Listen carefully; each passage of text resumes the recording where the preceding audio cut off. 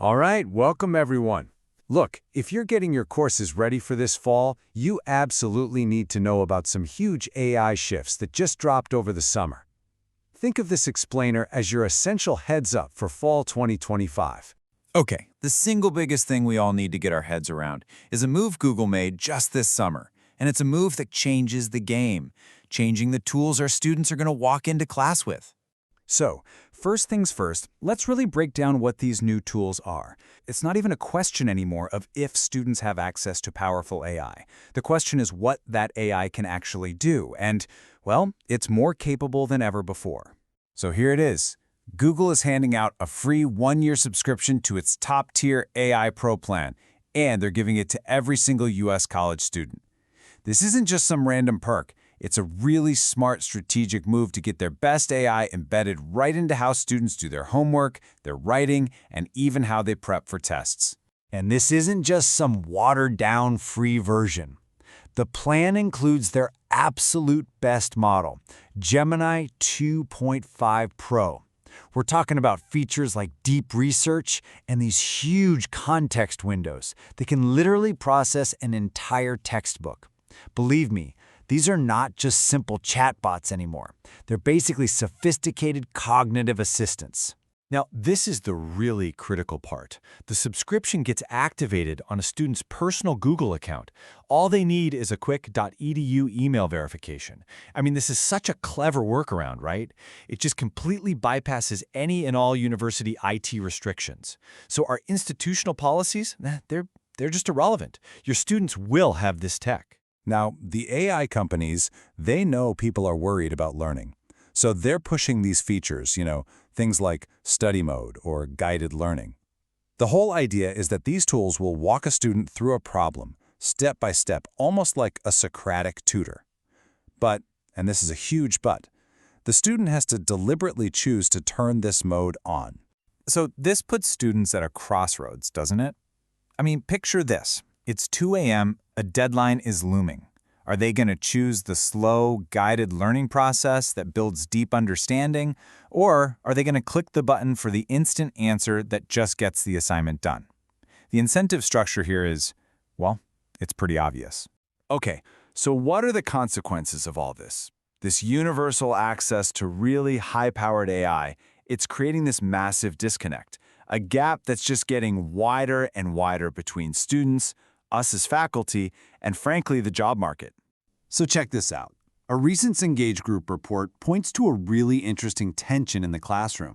Students feel like they're more knowledgeable about AI than their instructors. Now, whether that's actually true or not, it almost doesn't matter. That perception, all by itself, creates a really challenging dynamic. And what happens when you have that kind of perceived knowledge gap? Well, it breeds mistrust. The same report found that students feel like they're constantly under suspicion for using AI, even when they're not.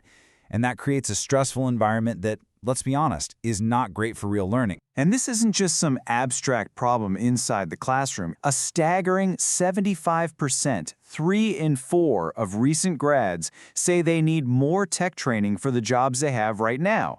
They are literally leaving our institutions feeling unprepared. That should be a massive red flag for every one of us. The ground is just shifting under our feet at an incredible speed. Just a few years ago, we had the lowest unemployment. Then last year, entry-level job postings started to decline. And just this summer, you have major tech CEOs basically mandating AI integration for all their employees. And now companies like Google and Meta are actually piloting job interviews where candidates are not just allowed but are expected to use AI. So we have to ask ourselves, are our courses preparing students for this world?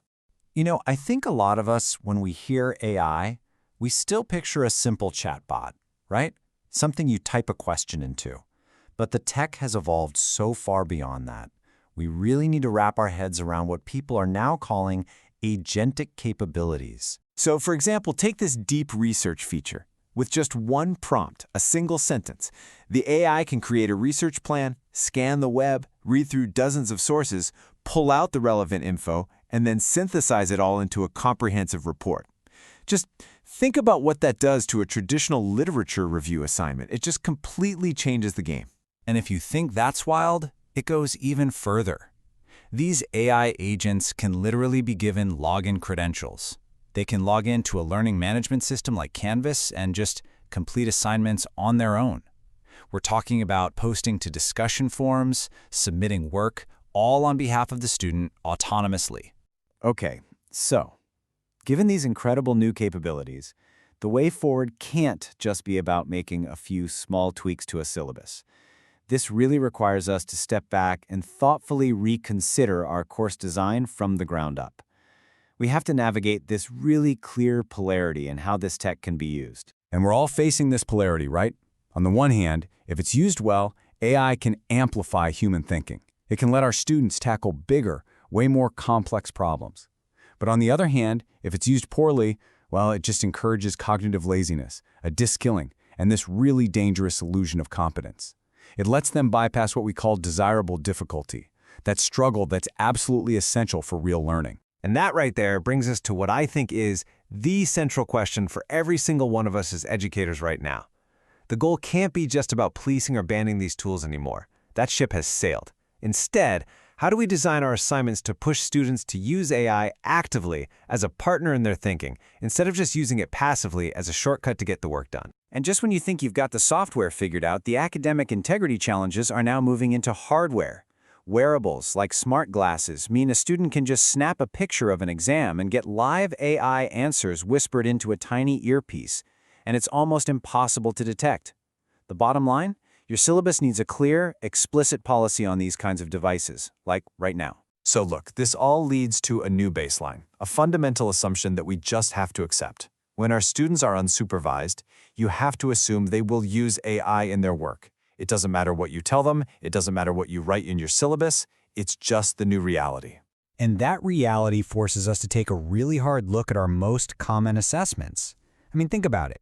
If an assignment is basically just asking a student to generate or summarize content, and they're doing it at home, that assignment is now effectively meaningless as a true measure of what that student is actually learned. Which really leaves all of us with this one final and maybe provocative question to think about. The goal can't be to fight a losing battle against the technology.